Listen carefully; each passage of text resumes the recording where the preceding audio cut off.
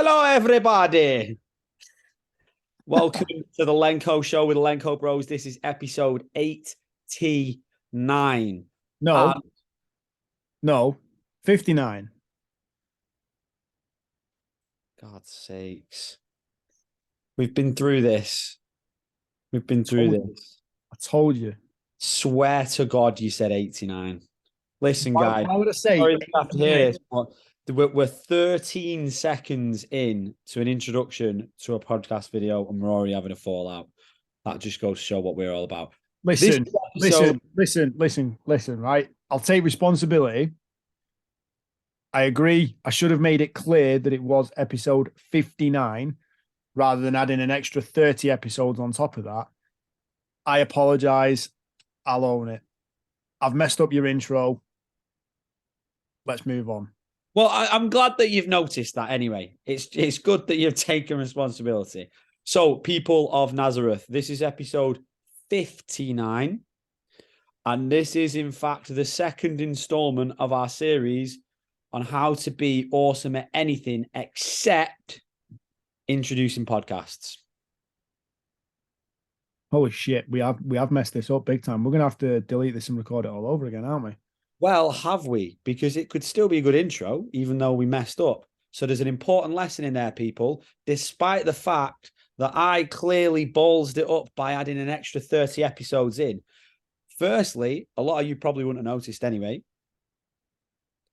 Secondly, we corrected our mistake and we're still here and you're still here. So happy days. We've progressed. We've moved forward. And thirdly, I exercised some extreme ownership right there. Yeah, you did. Yeah, Can I just ask you where the fuck was your part in owning all of that?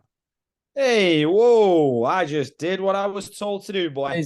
Busy messing around with your mustache is what you were doing, and clearly not listening. Listen, I'm kind of just reversing my ownership here. No, listen. So, yeah, episode number irrelevant. You're listening anyway, so we're gonna get stuck into this.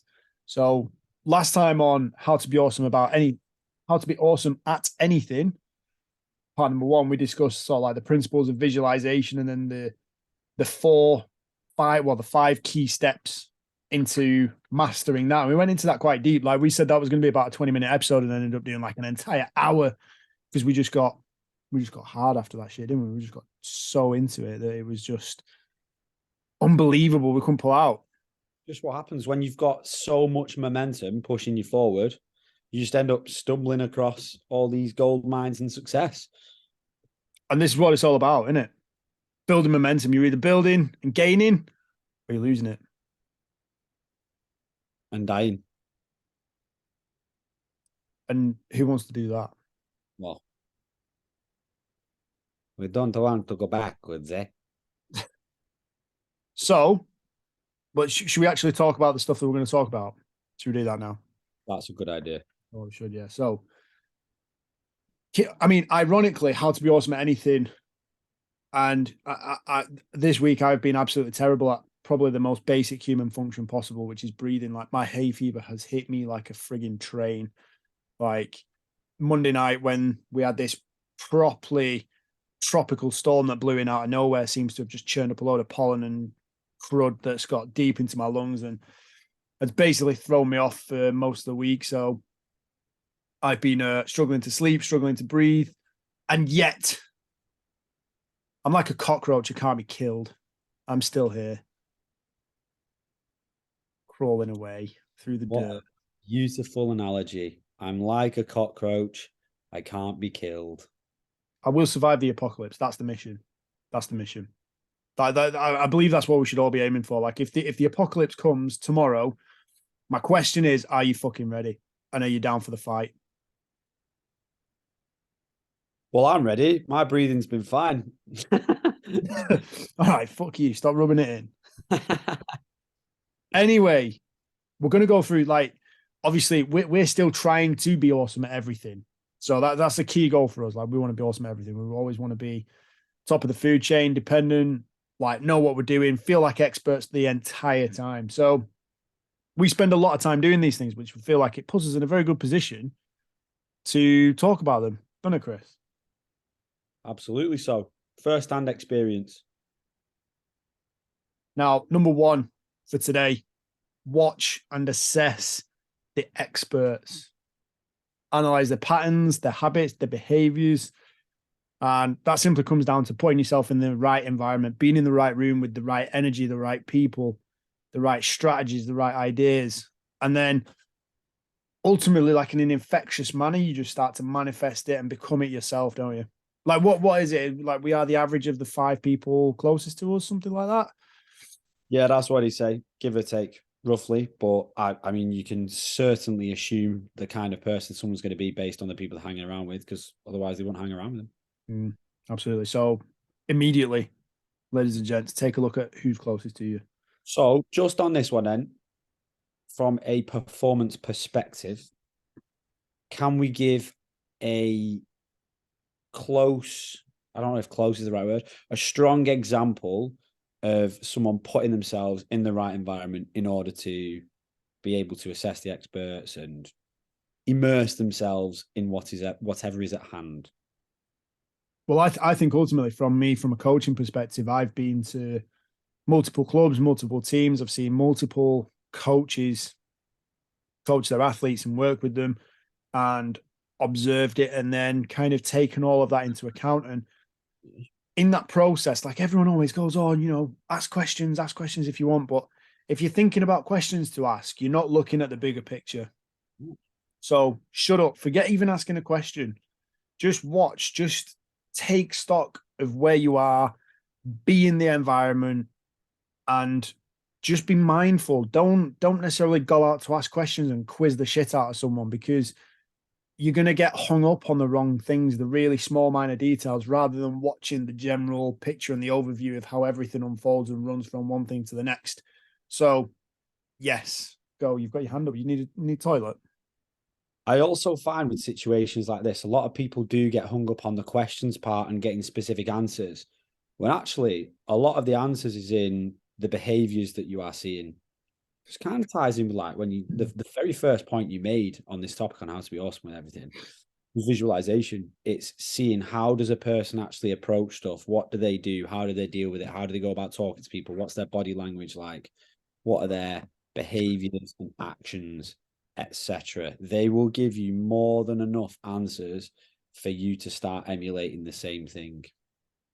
And I was just literally, I've just written this down because I feel like this is so key. Like environment is the dictator of so much of what we do. And the key thing that I think that affects any environment, like you could be in a pretty shitty room, but if you're surrounded with the right people and the right energy levels, your experience in that room is going to transcend anything else that the room kind of brings or offers and brings to the table. So I think no matter what you do, whether it's coaching, competing as an athlete, even just your day-to-day stuff at work, bring the energy. If you do that, you bring the energy. Like if you're serving a cup of coffee and you're like screaming in someone, not screaming in someone's face, but like hyped and pumped up and really enthusiastic about the customer and their experience, can guarantee that's going to change that cup of coffee for that person, rather than just going, yep, there you go. Cheers. $3.79. Nice one. Cheers. Bring the energy. That's another one on the list. I like it. I like it. Then number 2, be consistent. Actually, no. I want to go back. Chris, can you think of a point where you've potentially been in the wrong environment? Ooh, yeah. Are we allowed to touch on certain things? Absolutely. Naming names.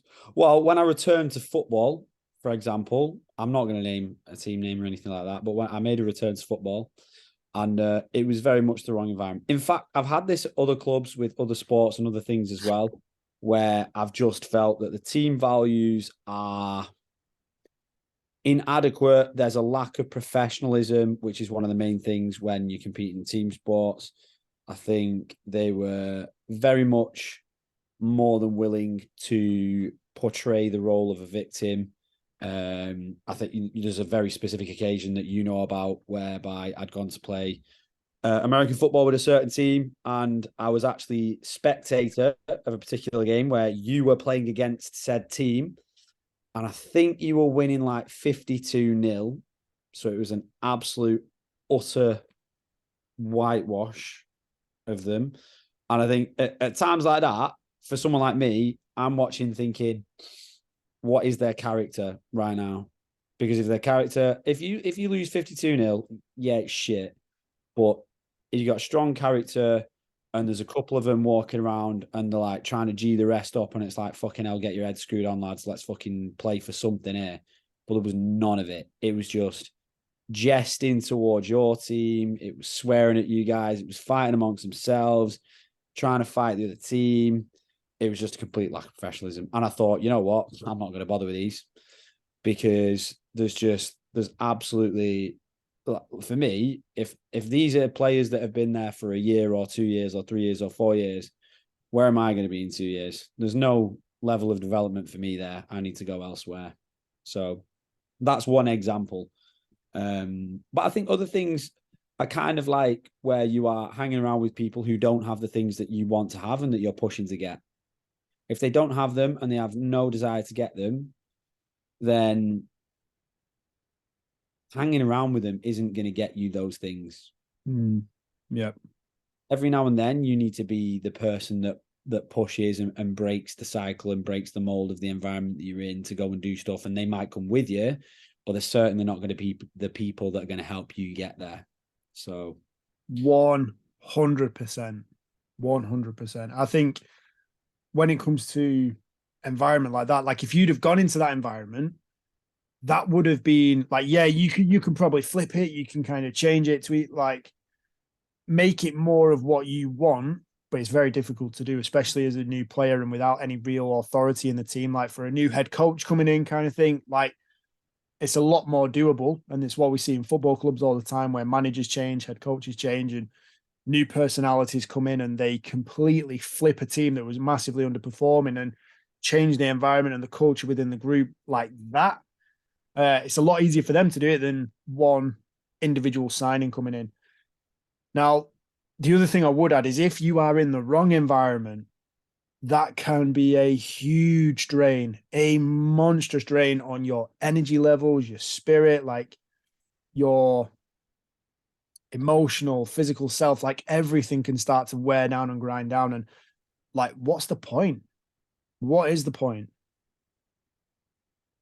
And I also, I can't remember what else she said there as well, but it kind of reminded me of something, which was, I heard it this week, and it was, I don't even know if it's relevant to this conversation yet. I'll try and make it so it is relevant, but I think the advice was something like, do not take advice from somebody that you would not trade places with.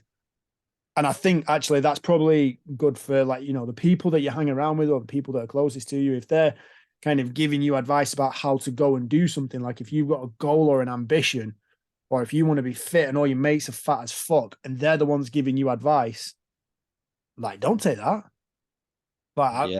do you know what I mean? What experience and relevant authority have you got to be able to tell me how to go about getting fit and getting in shape? Like, go for a run. Fuck off. Yeah. Do you remember, like, friends and family? Obviously, people always say about friends and family, the people that are closest to you will be the ones that are the first to get in your way. And it does come from a place of love. They're not trying to hold you back or anything like that consciously. But if you think, how many times, Alex, did you have when you were working as an in-person PT, you'd be wearing your PT top and someone out of shape, visibly unhealthy, and more than likely all of the other things that come with that, tells you that you can't be eating something that you're eating. Oh, I used to. So whenever I went down to the cafe, if I ever ordered a cake with like coffee on a Friday lunchtime or anything, which was rare, by the way, it was rare. The the question was always, oh, should you be eating that? My answer, my stock answer, and it still is to this day, is I have more right to eat this piece of fucking cake than you ever will. Wow, that's a bit harsh. Well, is it though? Like, is it not just true? Because, you know, if I'm tracking my nutrition, if I'm tracking my food, so I'm making sure it fits in anyway, but then I'm working out multiple times a day and I'm in good shape, I have more right to be able to eat this than any of you. Yeah, no, absolutely, absolutely. And I give a very similar response. Here's a question, right? What do you think would happen if a fat person went in and ordered the same slice of cake and the response was, "Oh, should you be eating that?" They would Yeah, be fired. yeah, yeah, yeah, So yeah. let's stop being judgy, people. Let's stop being judgy. Yeah, the other thing that I was thinking there is when you've got like armchair supporters or armchair fans or digital warriors who are just like posted about, if we used as a footballer as an example, they'll post saying, "Oh, I could have scored that, or I could have kicked that, or I could have saved that," and blah blah blah blah. It's like the player that's on 100 grand a week. I mean, it probably will affect them in some way, but isn't going to take actual footballing advice from the person that's at home, like just watching on his sofa with a slushy and a bag of Doritos.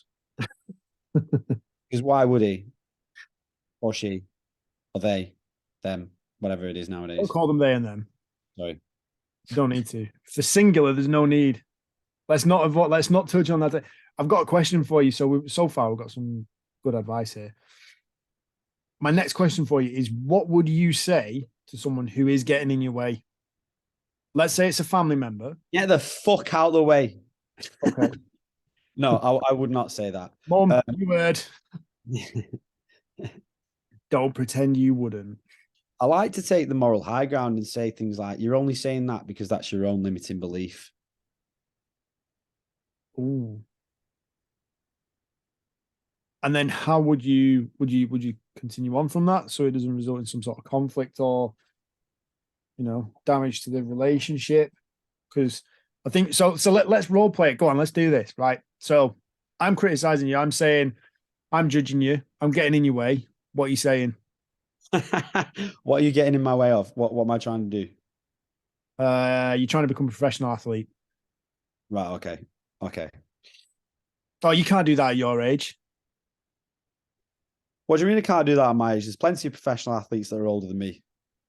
Yeah, but you can't do it. It's too Ah, late. you see, now you're just projecting your own thoughts about yourself onto me. I'm Well, not. what do you mean? What do you mean? We can go a bit deeper if you want. Carry on. How old are you? I'm 30. And are there any professional athletes that are older than 30 or 30? Yeah, So why would you think that people can't become professional athletes at that age?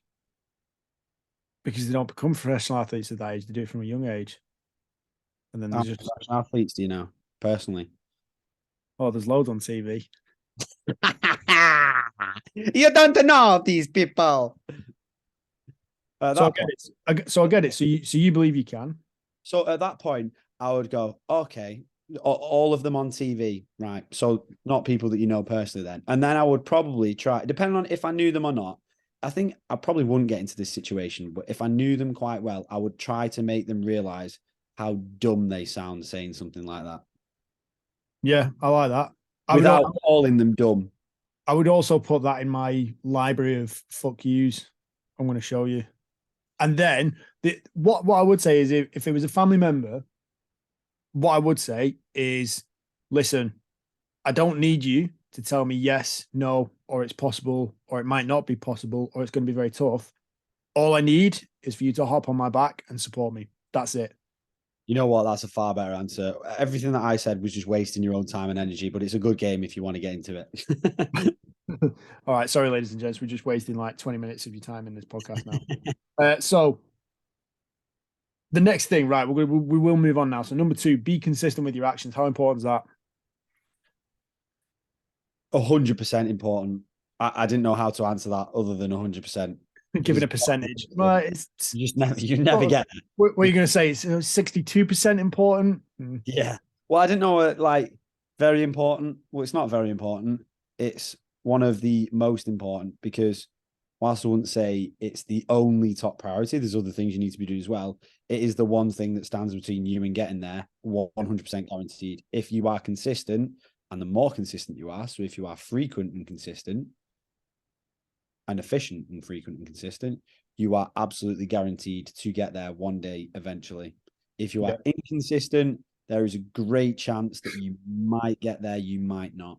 Vague efforts, vague results, be consistent. You either want it or you don't. If you want it, fucking go for it. I'd say it's almost like imagine you weren't putting any money on the table, but you were saying, right, on a roulette wheel, the ball's going to land in zero. And you go, right, didn't make it that time. I'm going to put it in again. It's going to land on zero. And again, and again, and again. If you keep doing it and you stay the course, eventually it's going to hit a zero and you're going to hit the jackpot. If you walk away from the table every 5 minutes and go, nah, not going to happen, and then you come back to it, you are probably going to miss your chance. You might miss your chance. You are most likely going to miss out. Whereas if you just stay there, stay the course the entire time, eventually you'll see it. Eventually you'll hit that zero, and you'll break through. And I think this kind of filters down from number one for me as well, where it comes to watching the experts, analyzing their patterns, the behaviors, everything they do. Like every single day, those experts, those people in the top of their field, they're beating on the craft. They're working on shit. Yeah, so all I was going to say is even in that analogy that you gave there, like the consistency is that you keep doing it. You don't necessarily have to always put it on zero. You might learn and realize, you know what, zero doesn't seem to be working for me right now. Let's try doing a red or a black or a 17 or a fuck knows, whatever it is. But if you leave, you're far less likely to get there. If you stay, you're far more likely to get there. Yeah. Go with, obviously, other than jackpot and gambling, that's probably not the best example. But outside of that, no, but I think it's a perfect example of like you need to stay the course, stay the duration, and it is okay to change strategy from time to time. yes, As yeah, long as you I still think so. I had a conversation with Harvey the other day about jiu-jitsu. So, but I'll tell you what, we'll put this into a footballing term analogy, whatever.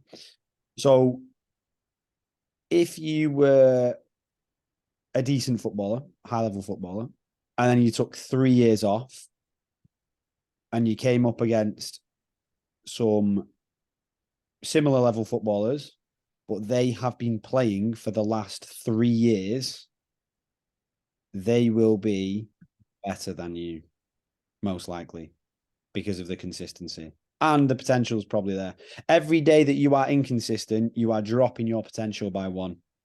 losing momentum. We spoke about it at the start of this podcast, didn't we? Losing momentum. You're either gaining or you're losing.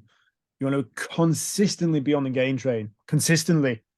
Do you ever think about that? Like every time, so from the day you were born, you had like an optimal potential that you could achieve. Let's call it on a scale of 0 to 100. We're just going with numbers. Every time you have not gone all in, made the wrong decision, taken the day off when you didn't need to, not put in the work that you could have done, missed a rep that you could have put in, you have literally dropped your potential by one each time that you do that, or by 0.1, or whatever. The number is going down and down and down. Because if you'd made all those right decisions, that potential would still be at 100, which is obviously impossible for you to be absolutely perfect all the time. But it's a good way of looking at it. You are at 85 instead of 100. That's it. You're never going to be the perfect human, but you can definitely work towards and try and maximize your potential. I like that. I feel like we've covered number two fairly efficiently there. So number three is work on yourself. So we're talking emotionally, physically, spiritually. Like we all know, I mean, me and you, we know the importance of working on the physical side of things, getting in the gym, training, taking care of your nutrition, and then that filters into the rest of it. Like it or not, the emotional, physical being is linked, and spiritual as well, if you like. So you have to take care of all parts of it. And it grates on me when you see people who are, I would say, bang out of shape. They look like they've got the weight of the world on the shoulders. They look depressed as fuck. And I just think, man, Just change your physiology, get moving, bring the energy, get some energy in there. Like, start getting excited about shit. Like, you're living life with your fucking head in the gutter. You know what, mate? Little story. So I won't be too long with this. I was in Tesco Express last week, and there was this huge guy, like really overweight, and in his basket he had two of the big share bags of Doritos, like 4 cans of whatever beer, some baked stuff, like some cookies and things like that. And he sort of like looked at me because I was wearing my coach tops, which says trainer on it, and sort of like gave me a look like, and then I was like, He knew in that moment. He knew. what what was that about, dude? I don't even know you. And he's like, bloody trainer, I'm just trying to buy me tea. And I was like, so what do you think I'm gonna do? And I was like, I know you're judging me for what I'm buying, but I don't like fruit, I don't like vegetables. And in my head, I thought, you are trapped in the so-called matrix where you're just so used to eating nothing but shit that you think that is what you really enjoy, but you fucking don't. You don't enjoy it because no one enjoys it. They only think they enjoy it because it makes them feel a certain way for 0.2 of a second, and it satisfies with the dopamine response. It satisfies the brain for the 0.2 of a second. You don't fucking enjoy it. If you enjoyed it, you wouldn't sigh at the sight of me when you see me in Tesco Express and then apologize for having a basket full of shit. You just wouldn't. Would you do? I love the fact that that's the effect your presence has. Well, I felt bad for him. I was like, mate, I'm not going to judge you. You eat what you want to eat. But what I would say is, if you're going to eat that shit, you should also add some fruit and vegetables, whether you like them or not, because you know that they are the right thing you should be having for your brain and for your body. And I don't think he did, but it's irrelevant. But it just touches on your point there. I feel like people do not look after themselves, whether it's physically, emotionally, blah, blah, blah. I know that life can get on top of people, but there are certain things that you know should be done regardless. And it's kind of like, I always think stuff like this, like Jordan Peterson, 12 Rules for Life. Treat yourself like you are someone that you love, that you are responsible for. I think I've completely butchered the title of that chapter, but it's something. I think that makes perfect sense.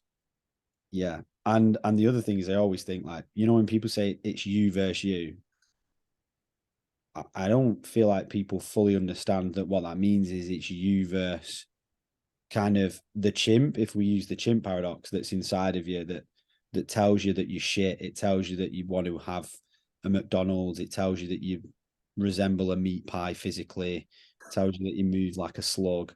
Like, that's who you're against. You're not against like your physical body. You are, I mean, you might be if you're really overweight and you're struggling to move around and stuff. But it's the voices in your head that are like, nah, don't do that, or nah, you can't do that, or you've missed that opportunity. I won't bother with that. Blah blah blah blah blah blah. Overcome it. Override. Overcome. Do it anyway. Yeah. I think that's the way it has to be. Like, I think when I went to Tony Robbins, that was what that really hit home to me. Like, he did a big visualization segment where essentially at the end of it, he was like, you're holding this brand new born baby, and then he says, that's you.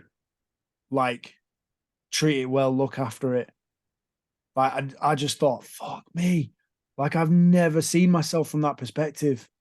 Like, you are just a child. Like, you're just a little insecure, soft, kind of cute little, ball of mush. Like, look after yourself, treat yourself right, do the right things, eat the right food, take care of yourself. Like, do the basics, man. Like, before you even, because think about that as an example of how you pass that lesson on to the other people around you. If you're looking after yourself, then what does that teach you? Like, if you're a parent, what does that teach your kids? Look after yourself, value yourself, be kind to yourself. Where, I mean, it's no coincidence, like, overweight parents have overweight kids. They treat themselves like shit. They don't enjoy exercise. Their kids become mini me's, mini thems, mini me, mini you, mini them. like miniature versions of their parents. And, if you are one of those parents, your kid is essentially, it's a mirror. I mean, how many, I can't, the amount of times like when I used to work in Tesco and the amount of parents that were walking past, like they just had disdain for their kids. Their kids were annoying them. And I thought, that's just you frustrated at your fucking self, man. Sort yourself out. Like, and then your kids will follow. Like, you're a leader. Sort yourself out first. You've got to get your shit in check before you try and move other people. And I mean, I don't know about you, but if I had an overweight fitness coach, I would not be taking advice from them unless it was for something specific like strongman, powerlifting, sports where it's required, like very specific things. Obviously, it's a relevant goal. Like you would trade places with that person. But in a scenario where you've just got a generally overweight, unfit PT, who is going to listen to that person? What authority have they got and what ability have they got to actually lead you and direct you into doing what you want to achieve? I mean, if it's beyond the scope and the imagination of your fucking coach, what is the point? Yeah, you're just not going to listen to someone who wouldn't do it for themselves. Yeah, absolutely. I feel like I've got something off my chest there. That helps. Well, that was good. I don't know where that came from. Then the last one, point number 4 on this, for the final one for today. And I think this encompasses everything in terms of just being fucking awesome and being a badass human. Like people always say they're struggling, they lack motivation, they need discipline. And no, you don't need any of that shit. You just need to remember what you're here for and what you're in the game for. So the one I've written down for this is never forget your why. And you need to work on your why with a push and pull perspective. You need to think about, like, why am I doing X? I'm doing it because I hate the alternative. The alternative is completely crashing and burning, failing, flopping at everything, not being a provider for my family, being an embarrassment. And if you're an embarrassment and you're not providing for your family, what happens then? Do you split with your wife? Do you get divorced? Do you lose your house? Do you lose your car, your money, everything? And then you're left all alone to go and buy your bags of Doritos and your cans of beer and then see some young whippersnapper who's a trainer, and then you have that moment where you just go, oh, there's your push. There's your push. Get away from that shit. Remind yourself of how painful that is going to look in your life. What that actually entails for you. Find your push, and then work on the pull. What's the exciting shit? What's the other thing at the end of the rainbow? What are you striving for and what you're pushing for? And holy shit, like you've got the whole spectrum moving you in one direction. Building. Fucking hell, Chris, say it. Building. You said it at the start. Building momentum. We've just completely lost it. We've completely crashed and burned there. Sorry, I didn't know that was the word you were looking for. Building momentum. Were you listening? Anyway, yes, that's it. So how important is that? Remind you why. Again, 100%. And it's like the very first thing you said about all those different things that people look for, like willpower and motivation, all that jazz. Knowing your purpose provides all of those things for you. Having that push and having that pull will provide you with the willpower that you won't even need anymore because you've already got a specific purpose. So having the feeling and the want to go and do something is irrelevant because you already know, listen, this is what I need to go and do regardless. And that's the number one thing that stops people. Sometimes they forget, sometimes they're just not paying attention to it. Other things will happen and other things do happen and they just forget about it and it becomes less important to them. So make it really fucking important. And kind of like we said with the first points about the environment, make it part of your environment so that you can then have access to it all the time. Hold on to it every day and use it. How often do you remind yourself of your goals and what you're working for? How often do you? Morning and evening. Morning and evening, people. Let me tell you this as well, because this isn't a lie. So, I mean, I had a podcast with Matt Robinson a few years ago when he was asking me about different things I did for disciplinary purposes. I was trying to teach myself the art of discipline.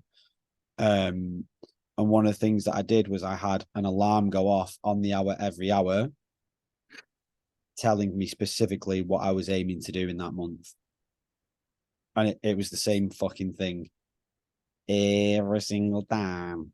That's a sick idea. That's a Hour, every hour, alarm goes off. You see your phone, you read it. Oh shit, yeah, that's important as fuck. Let's go. Did it work? No, it didn't work. Yeah, of course it worked. It was mainly so for me. It was mainly about the way I was interacting with people. I wanted to try a few new things and test a few things, and I did a lot of sit down and coaching stuff with people and stuff. So it was like checking myself before I went into some conversations and sessions, and then reflecting afterwards. Yes, it worked 100% in my opinion. I love that. And that is literally such a simple thing to do. Check in with yourself morning, evening, remind yourself of why you're waking up that day. And I guarantee if you do that and you do it with the right effect, you visualize your push and pull goals, you know exactly what you're aiming for and what you're moving away from. I can guarantee every single day, it doesn't matter how much sleep you've had, how much food you've had to eat, what difficulties you've got going on in your life, you will feel empowered to just fucking get after it because you know why you're in the game. And as soon as you know why you're in the game and you know the rules of what you're playing, game changing. You know how to win. You can work out how to win. Go from there. There's your strategies. And that reminds me, actually, we'll finish on this note. Recently, we have put together, as part of our online coaching programming and the packages that we run on there, we have launched the Mind Gym. That's right. The mind is a muscle and we're training the fuck out of it. So every single day, we are reminding our clients that they're absolute badasses and they are machines that will achieve regardless of circumstance and things that happen around them. We're sending them, they get little motivational quotes. There are specific, structured questions throughout the week. And I don't mean like 20-minute essays. I'm talking like 3 questions a night to just give them a chance to reflect, envisage what's gone on, what's going on tomorrow, how they can push forwards. And we're building that into their day every single day to continuously kick them up the arse and move them forward. So I can guarantee it's working for them. And a lot of them are absolutely loving it right now. So you need to be doing something similar. If you need help with that, we're here for you. Absolutely. Absolutely. I think one of the big things with the mind gym stuff is a lot of people think it's beneath them because they think it's silly. Well, it's not so fucking silly when everyone's achieving the goals when they're doing it. So stop telling yourself the story that you are too good to train your brain and start doing the things that will pull you towards your goals. Yeah. Ladies and gentlemen, that concludes episode 59 of the Lenko Show for today. That has been me and Chris talking about how to be awesome at anything. This is part 2. We are going to be coming at you again consistently over the next few weeks with some pretty sick guests that we've got on for interviews. And we're going to be discussing all things health and performance, and we'll keep you checking in. We have got a couple of other new things coming up as well, so keep tuned for that. I don't want to say the words, but watch this space. Oh, sorry, I did it. It's one of those kind of moments, though, isn't it? It's like we're doing shit. Trust us. Just wait. Be patient. We're going to be consistent. We're going to smash it. And when it's time for you to know, you'll know. So just to recap, those 5 things in the end. Number 1, watch, assess experts, analyze their patterns and behaviors, start to take in the ones that you think matter most and the ones that you think are going to be useful. Bring the energy, number 1, over everything. Like obviously AI is taking over the world at the moment, or it will in the future, but it will not replace you and your energy. So bring it every single day. Number 3, be consistent with your actions every single day. Repeat, rinse, repeat, no matter how laborious or boring it might get or how you feel you might not be getting anywhere. Be consistent with them. Do it again and again and again and again and again. And then We're on number 4 now. Number 4, work on yourself. Work on yourself. Fix your shit first. It's the old aircraft analogy, isn't it? If the plane's going down or you need oxygen mask, put your own on first, then you can help other people. And then last but not least, never forget your why. Utilize the push and pull goal setting method to empower yourself and just feel like you're going to get yourself moving every single day. Like, get yourself excited. And if not, get yourself terrified of the consequences. Ultimately, that's all going to bottle down to bringing the energy. So hopefully this has been a useful episode for you. Chris has got a wonderful little tip, which is to remind yourself of your goals. Set an alarm every hour. Maybe not even every hour if you don't want to do, but every hour, set an alarm that reminds yourself of what you're doing and why you're doing it.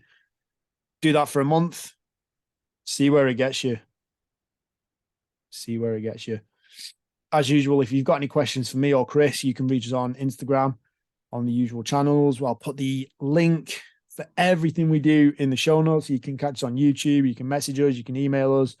Whatever it is you need us for, we are here for you. And until next time, that is it from me. Chris, any final words, my bro? No, sir. Go out there, enjoy yourselves, behave, work hard, be good Stay to people, hard. achieve your goals. Perfect words. Ladies and gents, Lenko out.